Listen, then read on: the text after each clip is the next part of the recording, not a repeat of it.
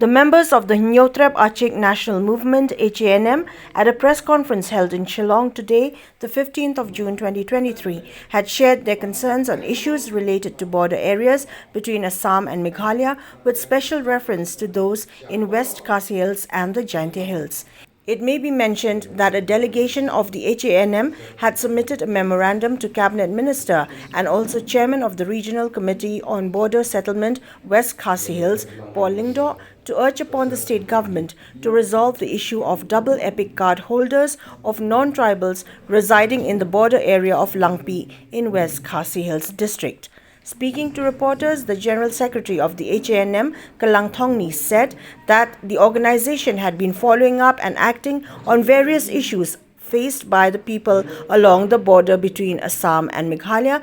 and in doing so have been able to collect information on the high-handedness of the Assam government on the people of Meghalaya, wherein their right to land and property have been taken away from them. At the same time, the Hanm General Secretary informed that since the organization no longer would like a status quo on border differences, therefore, it has urged upon the government of Meghalaya to bring about a permanent solution to all border-related issues to ensure safety and security to those living in the disturbed areas in the state.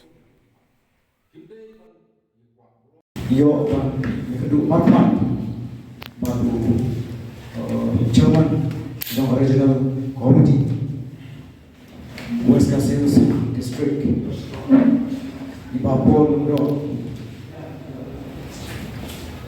Hari itu Juni, beliau yang terhadap kita isu,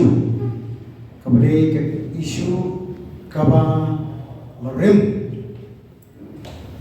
kisan politik kisna hakba kum kinalam sembala kum ngejak beliau ajun snow ya kisorna nagawai kisorna syukur but ngalap nombang report hakane kekenti meminta nilai kitab kishin ya kaba ki noelam kita bersama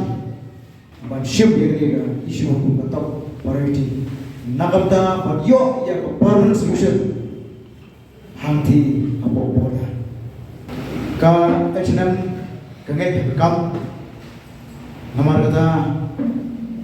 nyimkwa isu bagyo snow ya kata ka status quo habrek jungka government of Assam government of Meghalaya ready don't come ya ka permanent solution hagwa ki noshishong jongka joki pai noshishong pura nanti boda kiyo ban shongsu shongshna kiyo ban shong iye ke jingkmen nimla banlen bagi persan jongka Assam ibengi ka state Meghalaya kumkoin state ke red dan kebab persan berkontrol pun musya yang kendo siap jom koreksi baik kecuali nomor kata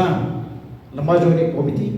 apa jengalam joni ramba apa ndo yikbirti bagi teki bar kinum ulong shu